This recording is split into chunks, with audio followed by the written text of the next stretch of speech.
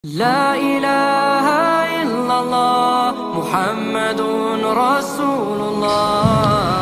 السلام عليكم ورحمة الله وبركاته. الحمد لله الذي أرسل الرسول بالهدى ودين الحق ليظهره على الدين كله وكفى بالله عليما. أشهد أن لا إله إلا الله وحده لا شريك له وأشهد أن سيدنا محمدا عبده ورسوله. اللهم صل وسلم وبارك على سيدنا محمد وعلى آله وأصحابه ومن تبعه إلى يوم الدين. رب اشرح لي صدري ويسر لي أمري واحلل عقدة من lisani yafqahu qawli, amma ba'du. Para jamaah sekalian, puji dan syukur kita panjatkan kehadirat Allah Subhanahu wa taala atas semua limpahan nikmat dan rahmat yang diberikan kepada kita. Alhamdulillah, Allah berikan kita kelapangan waktu dan kesehatan untuk bisa mengikuti sholat subuh berjamaah di masjid yang kita cintai ini, melanjutkan itikaf kita mengikuti kajian ilmu yang insya Allah menambah wawasan kita dan memperbaiki amaliyah kita. Salawat dan salam kita berharap selalu tercurah kepada junjungan Nabi besar Muhammad sallallahu alaihi wasallam, untuk keluarganya, untuk para sahabat, untuk para tabi'in, untuk para tabi'ut tabi'in, untuk para ulama, dan untuk seluruh umatnya. Insyaallah kita semua yang ada di masjid ini adalah umat-umat Rasulullah yang akan mendapatkan syafaat di yaumul akhir nanti. Para jamaah, hari ini kita membahas sebuah bab. Kitab yang kita baca masih kitab hadis Sunan Ibnu Majah jilid kedua. Babnya kitab tijarah, kitab tentang muamalah, tentang perdagangan, tijarah. Subbabnya hadis-hadis yang akan kita bacakan ini adalah hadis-hadis yang permasalahannya sangat populer di tengah-tengah kita, dan biasanya saya kalau mengetengahkan kajian ini langsung disemprot oleh para jamaah ya. Bahkan di media sosial ketika saya menyampaikan hal seperti ini langsung banyak yang komplain, marah-marah. Babnya adalah babul takhlizul fir riba. Bab tentang subbab tentang penyebaran, perluasan gitu ya, penyebaran atau perluasan perilaku ribawi atau tentang riba. Kita akan baca beberapa hadis pendek. Bismillahirrahmanirrahim. Nomor hadisnya 2273. Hadatsana Abu Bakar ibnu Abi Syaibah, hadatsana Hasan ibnu Musa, an Hamad ibnu Salamah, an Ali ibnu Zaid, an Abi Salah, an Abi Hurairah radhiyallahu an qala qala Rasulullah sallallahu alaihi wasallam, ataitu laylatal usriya bi ala qaumi butunihim kal buyuti fihal hayatu tura minal khariji butunihim. Faqultu man haula'i ya Jibril? Qala haula'i akalatul riba. Ini hadis pendek. Jadi Rasulullah bilang begini kira-kira artinya. Meriwayatkan kepada kami Abu Bakar ibnu Abi Syaibah, meriwayatkan kepada kami Hasan ibnu Musa, meriwayatkan kepada kami Hamad ibnu Salamah dari Ali ibnu Zaid, dari Abi Sulah, dari Abu Hurairah radhiyallahu an qala qala Rasulullah sallallahu alaihi wasallam, Rasulullah sallallahu alaihi wasallam berkata, ataitu lailatal usriya bi, aku menjumpai di malam ketika aku diisrakan, ketika Rasulullah sedang isra ya sama malaikat Jibril, ala qaumin bi butunuhum kalbuyati fiha al-hayatu tura min kharijin butunihim. Aku melihat satu kelompok kaum, satu kelompok orang di Rasulullah pada saat Isra. Jadi saudara-saudara sekalian, apa yang dilihat oleh Rasulullah pada saat Isra dan Mi'raj, Isra aja ya terutama, itu adalah perumpamaan yang akan terjadi gitu, kira-kira gambaran yang akan terjadi. Salah satunya Rasulullah melihat satu kaum yang di dalam perutnya orang-orang kaum itu, kira-kira begitu ya, yang di dalam perutnya piha hayatu tura minal kharijin butunihim, menjadi tempat sarangnya ular-ular yang hidup, kata Rasulullah nih di dalam saat dia Isra. Fakultu, maka aku berkata, man haula'i ya Jibril, ini orang-orang ini siapa wahai Jibril? Qala, kata Jibril, haula'i akalatul riba. Muhammad, itu orang-orang itu contoh manusia-manusia yang di dunia memakan riba, ya. Jadi manusia-manusia yang memakan riba itu nanti di hari kiamat setelah yaumul hisab perutnya penuh dengan ular, kira-kira gambarannya begitu. Jadi kita mulai menghindar ya Pak, mulai jauh-jauhin riba. Tetapi hadis ini hadisnya dhaif. Bi isnadihi ala Ibnu Zaid Ibnu Jada'an ad-dhaif. Ada salah satu sanadnya yang lemah. Ya, terserah bapak-bapak. Yang jelas saya sampaikan ini dhaif. Mau dijadikan pelajaran boleh, kagak dijadikan pelajaran boleh. Tetapi sebaiknya kita orang muslim sudah mulai menghindar dari perkara riba. Bapak tahu tidak? Rasulullah SAW memasukkan riba dari hadis-hadis yang diriwayatkan yang ditakrij oleh Imam Bukhari, Abu Dawud dan Imam Ahmad itu dalam 7 dosa besar. Kata Rasulullah, jauhilah 7 dosa besar yang akan membinasakan kalian. Lalu sahabat bertanya, apa itu ya Rasulullah? Rasulullah menjawab, syirik kepada Allah, membunuh sesama muslim, lari dari medan perang, meminum minuman keras, makan harta anak yatim, dan memakan riba. Jadi memakan riba itu melakukan perilaku ribawi itu adalah salah satu dosa dari 7 dosa besar, ya. Jadi kalau bapak-bapak bertanya, Pak Ube riba juga enggak? Ya masih ada lah dikit-dikit ya. Ngambungnya di bank konvensional, gajinya ditransfer ke situ, ya masih kecipratan riba. Tapi begitu masuk langsung saya pindahin ke bank syariah. Terus ada pertanyaan lagi, emang bank syariah sekarang sudah murni syariah? Belum. Tapi setidak-tidaknya kita telah berusaha, berikhtiar untuk menghindar dari riba. Karena ada pertanyaan dari saudara-saudara kita sama muslim yang suka skeptis, ragu dan cenderung merendahkan ajaran agamanya sendiri. Memang bank syariah di Indonesia itu murni syariah, sulit untuk murni syariah.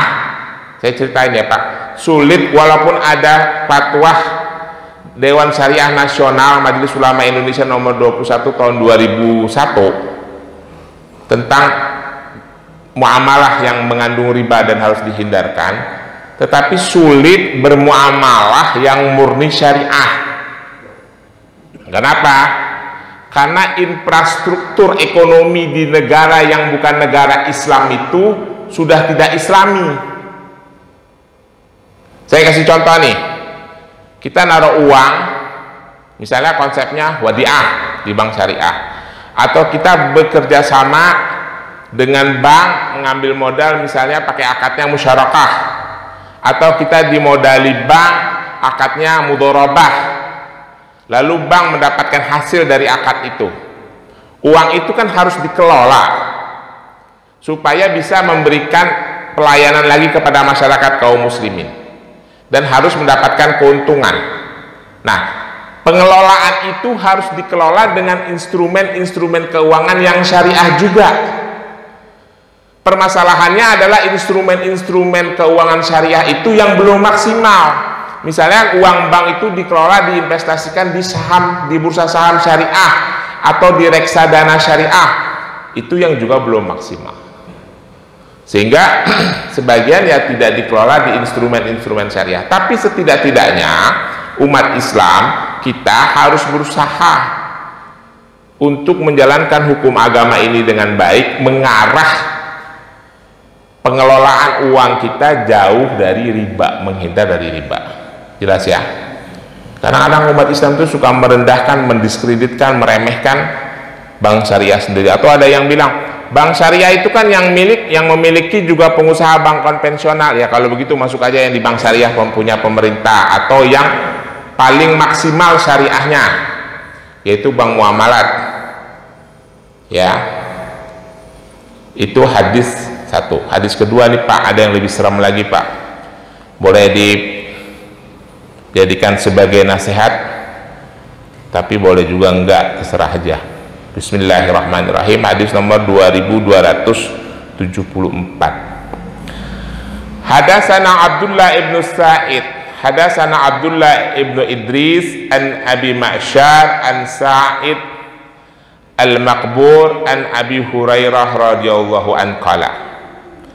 Dari Abdullah ibnu Sa'id, dari Abdullah ibnu Idris, dari Abi Ma'syar, dari Sa'id al-Maqburah, dari Abi Hurairah radhiyallahu an qala.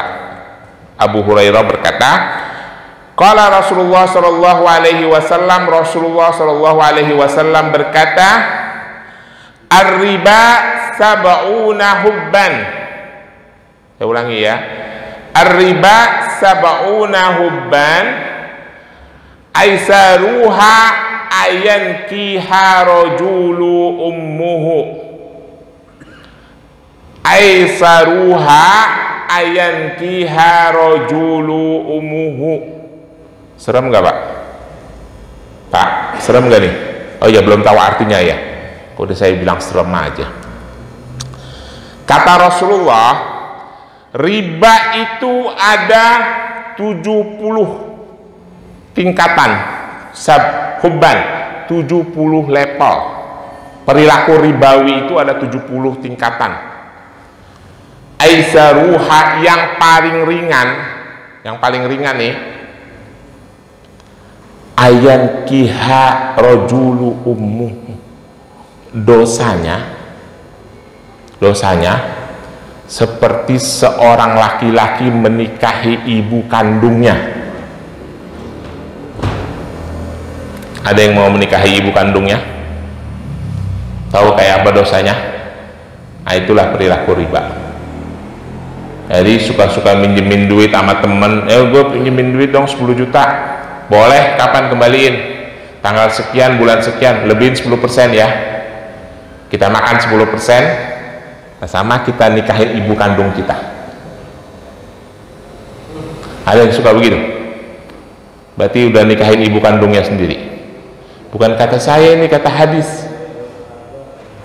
Ada hadisnya tuh, baca sendiri aja kalau nggak percaya. Ya, riba itu ada 4 jenis menurut pendapat para ulama fikih.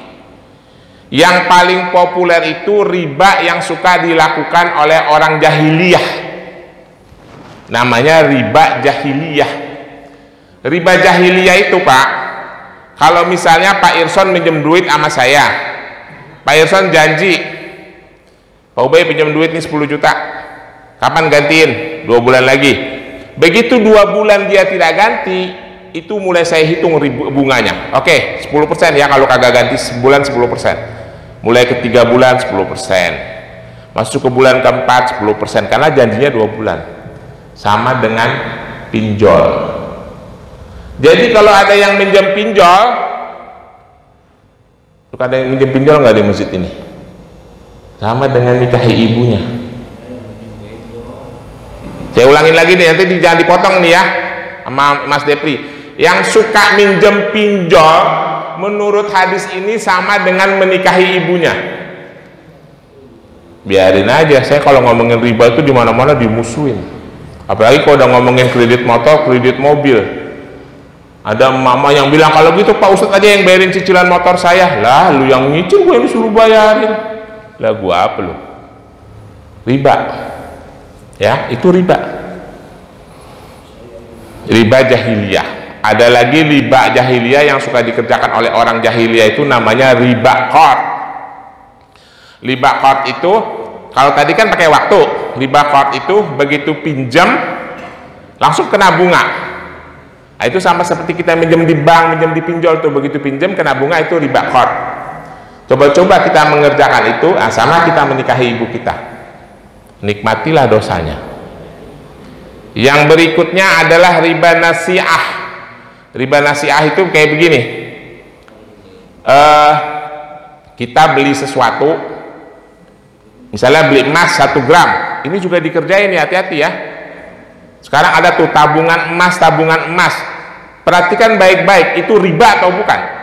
Ada unsur ribanya atau bukan? Takutnya ada unsur riba. Beli emas 1 gram, harganya misalnya 1 juta. Kita bayar nih, kan ada tuh di program-program pemilikan emas, teks 1 juta. Emasnya itu diserahkan 3 bulan lagi. Harapannya adalah nanti 3 bulan kemudian emasnya harganya udah naik jadi 1.100.000. Maka kita dijanjikan keuntungan 100.000 oleh bank. Itu riba. Karena transaksi jual beli itu kalau beli barang harus diserahkan secara langsung. Jadi tabungan emas itu boleh jadi mengandung riba. Riba nasi'ah namanya. Ada lagi riba namanya riba fadil, tapi udah jarang dikerjain sekarang karena itu orang zaman dulu. Misalnya kita lagi mungkin di desa masih ada. Di desa-desa mungkin masih ada. Riba fadil ini begini. Mungkin orang Arab nih kebiasaannya begini. Mungkin hari ini kita lagi nggak ada makanan. Di kebiasaan orang Arab. Minjem gandum 1 karung. Atau di desa misalnya minjem beras 1 karung. Gue pinjam sini beras tuh 1 karung, anak gue belum makan. Boleh. Nanti balikinnya 1,5 karung ya. Barang yang sejenis tetapi ukuran dan kadarnya beda, itu riba. Ya, itu riba fadil namanya. Di zaman modern udah nggak dikerjain, tapi itu dilakukan oleh orang-orang jahiliyah ketika tukar menukar bahan makanan. Bapak-bapak sekalian, ada perilaku buruk orang-orang jahiliyah yang sangat populer itu 3. Yang satu, orang jahiliyah itu suka minum minuman keras. Ya, orang jahiliyah nih, orang purba. Makanya saya pernah bilang di masjid ini, yang suka minum minuman keras itu jangan merasa keren. Anda itu, ente itu lagi melakukan perilaku orang jahiliyah, orang kuno. Jadi orang yang suka minum minuman keras itu semuanya orang kuno, orang kampung itu, orang marginal, orang pinggiran. Biar kata yang lu minum Bacardi ke, yang lu minum Jack D ke, Black Label ke, Red Label ke, Sipas Regal, apalagi tuh, Contru, apa dulu yang teman-teman saya suka minum ya, itu. Lu orang kampung lu kalau minum begituan tuh, ya. Yang kedua, perilaku orang jahiliyah itu tukar-tukar pasangan, main sama istri orang, selingkuh. Kalau ada yang begitu orang Islam, lu jangan merasa keren, jangan merasa gagah, jangan merasa ganteng. Perilaku lu perilaku jahiliyah, perilaku orang kampung, lu orang marginal, orang zaman kuno. Ya, playboy gitu, itu perilaku orang kampung, orang kuno itu, jahiliyah itu. Yang ketiga, riba. Maka dari itu, dari ayat yang terakhir turun itu, Allah Subhanahu wa Ta'ala mengingatkan kaum muslimin, mulai hari ini tinggalkanlah sisa-sisa riba. Ya ayyuhalladzina amanu taqullaha wa dharu ma baqiya minar riba in kuntum mu'minin. Al-Baqarah 278. Itu ayat yang terakhir turun. Ya. Hai orang-orang yang beriman, bertakwalah kepada Allah dan tinggalkanlah sisa-sisa riba yang masih ada. Kenapa ayat itu mengatakan sisa-sisa riba? Karena mungkin pada saat-saat terakhir periode keislaman, periode kerasulan Rasulullah, pada saat ayat-ayat terakhir itu turun, masih ada orang-orang jahiliyah yang suka minjemin duit dengan bunga. Kata Rasulullah, udah itu tinggalin, bunganya jangan ditagih, tagih pokoknya saja, ya. Jadi sekali lagi, yang suka berkecimpung dengan riba sama dengan berzinah dengan ibu kandungnya. Tapi untungnya ya Pak, ini kan hadis ngeri ya Pak, untungnya masih ada untungnya dikit nih. Ada keterangannya begini Pak, tapi jangan gara-gara itu kita jadi lemah ya. Keterangan hadis ini, al-isnadihi tajihi ibnu Abdurrahman wa Abu Ma'syar mutafakun alaya tadhi'ifihi.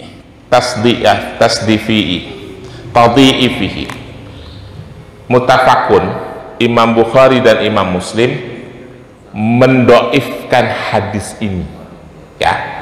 Untung aja hadis ini didoifkan Pak sama Imam Bukhari dan Imam Muslim, karena pedoman hukum kita hadis kan yang paling kuat tuh sahihnya Bukhari dan sahihnya Muslim. Tapi Muslim dan Bukhari mendoifkan hadisnya Ibnu Majah ini, ya. Cuma boleh kita jadikan peringatan, orang yang melakukan riba itu seperti menikahi ibu kandungnya. Baik, kita lanjutkan hadis berikutnya. Bismillahirrahmanirrahim.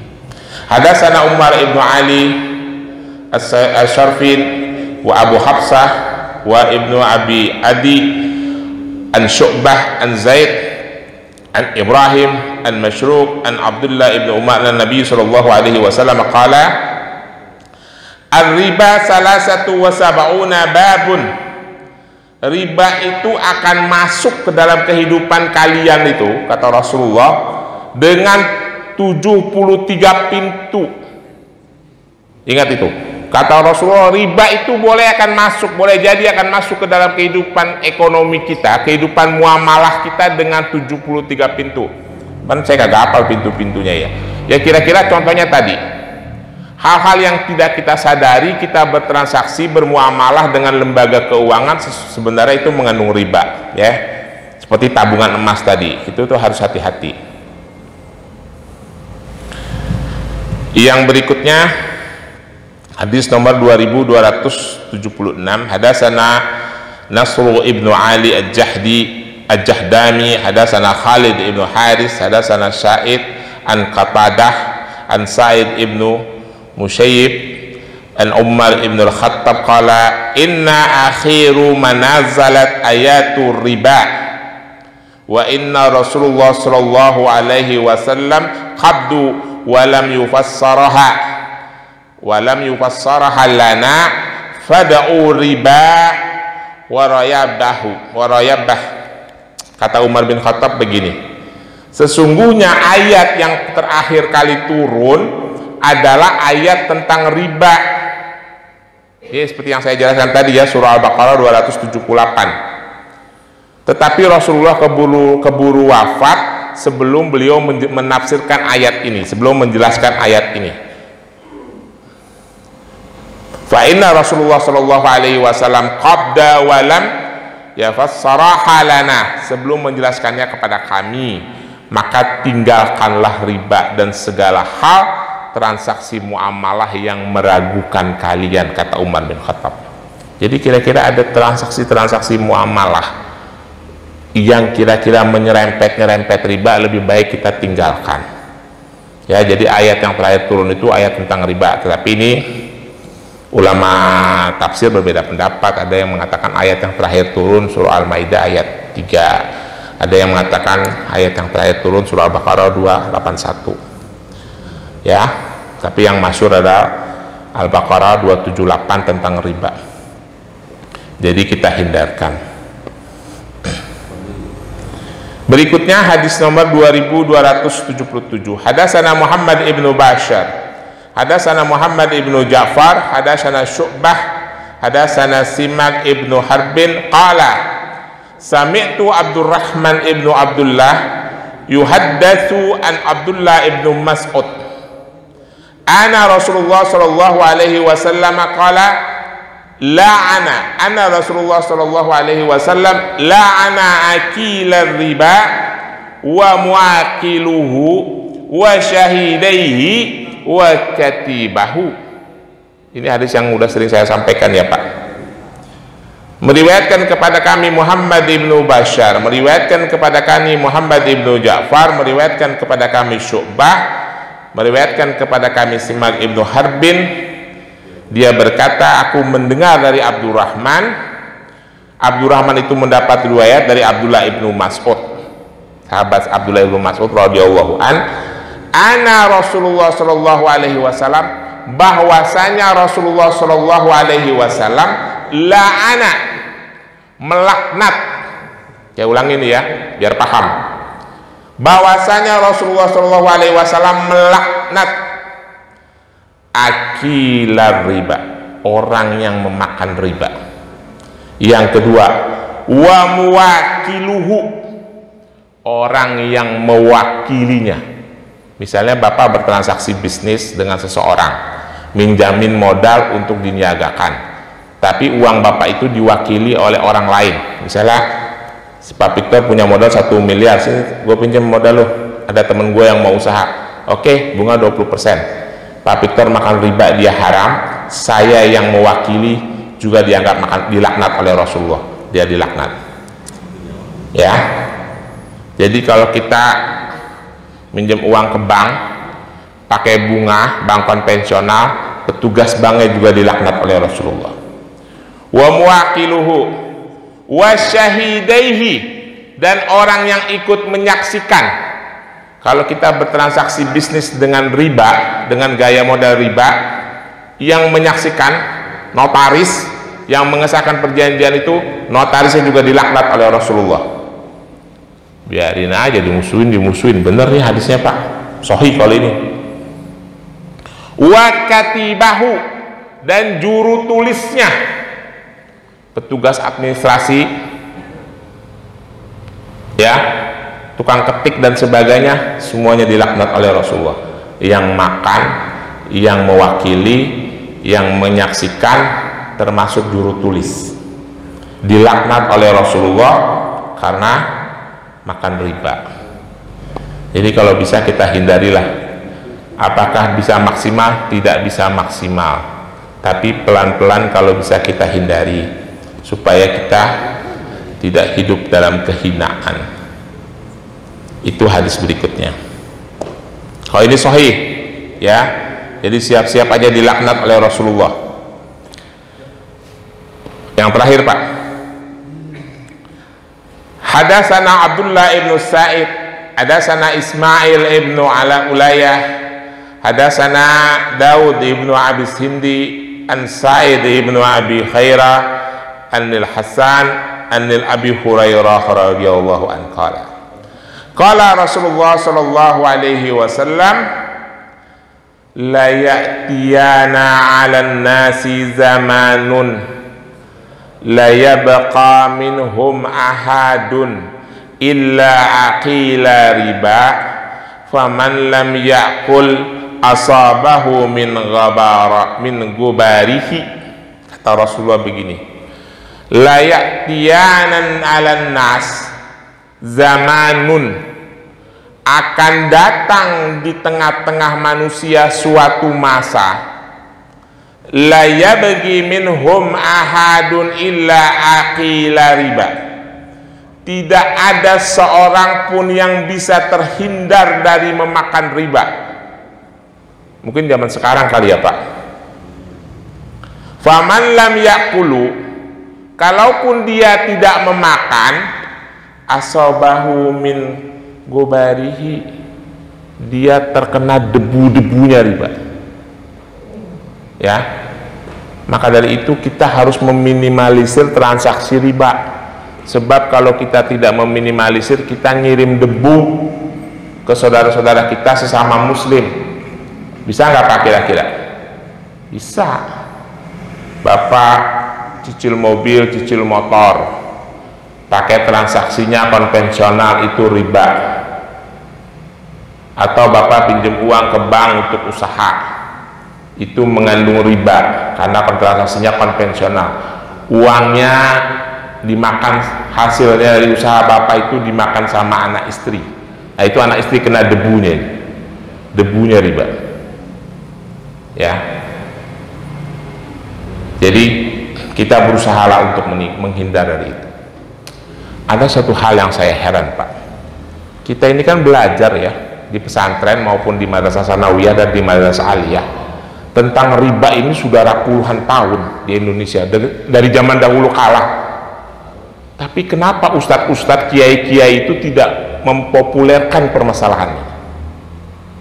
Harusnya ini dipopulerkan dari zaman dahulu sehingga orang tuh aware, ngeh. Termasuk ustadz-ustadz yang populer di YouTube itu, kan yang mereka sibuk-sibukan itu urusannya bid'ah, syirik itu aja. Coba semua ustadz-ustadz populer tuh ngomongin jangan makan riba, tarik rekening dari bank konvensional, masukkan ke bank syariah. Itu kan lebih berefek dahsyat. Ini sibuk ustadz-ustadz itu juga, pendakwa-pendakwa itu sibuk nyerang saudara-saudaranya sendiri sesama muslim. Kalau mulai sekarang ustadz itu di seluruh Indonesia berhenti ngomong-ngomong yang mendiskreditkan saudaranya. Mulai sekarang bicara tentang riba, umat Islam jangan makan riba. Maka itu akan menuju kemurnian dalam bermuamalah. Bapak-bapak sekalian, kata Rasulullah dalam hadis terakhir nih Pak, kata Rasulullah, ma'ahadun aksaru minar riba ila kana akibatuhu amrihi ila qilah. Tidak ada satupun transaksi yang mengandung riba yang akan memperbanyak harta kita. Semuanya adalah kerugian, kata Rasulullah. Tinggal tunggu saja waktunya. Ya. Jadi mulai sekarang kita berusaha untuk menghindar, jangan memaksakan diri kalau tidak punya uang untuk membeli sesuatu yang akhirnya menjadi membeli dengan cara berbunga yang menyusahkan diri kita sendiri. Kalau saya pegang betul itu dalam hidup saya membeli sesuatu dengan cara mencicil itu, insya Allah hanya terjadi satu kali dalam hidup saya, beli rumah di Lapamulang. Karena dulu masih gaji masih kecil, nggak sanggup beli cash, cicil, dah itu aja. Habis itu saya udah nggak mau beli sesuatu itu kalau saya punya duit. Kalau saya nggak punya duit, nggak bakalan saya beli. Kurang 10.000 aja nggak bakalan saya beli. Saya mau beli mobil nih, kurang 10.000 duitnya, nggak bakalan saya beli. Sampai itu duitnya cukup sesuai itu, baru saya beli. Mau rusak, mau bojot, bodo amat. Ya.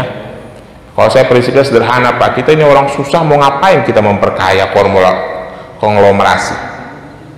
Orang, sekali lagi yang bikin saya akan dimarahin oleh orang, tapi bodo amat. Orang yang nyicil mobil, nyicil motor itu orang miskin yang memperkaya orang kaya. Itu kan leasing bank-bank itu kan duitnya banyak, korporasi, konglomerasi. Kita tambahin duitnya setiap bulan dengan bunga, blow on banget, ya. Tapi ini pendapat saya, terserah mau setuju mau kagak. Ayat-ayat Al-Quran yang membicarakan tentang riba itu setidaknya ada 5 ayat. Ada surah ayat yang terkenal, Ali Imran ayat 130, ya ayyuhalladzina amanu la taqulu riba adhafan mudha'afah wattaqullaha la'allakum tuflihun. Ada Al-Baqarah 278 yang tadi saya bacakan, ada Al-Baqarah 271, ada Ar-Rum ayat 39, ada An-Nisa 161. Silahkan dibaca di rumah. Saya kira itu. Mari kita berhati-hati dalam bermuamalah. Ada pertanyaan?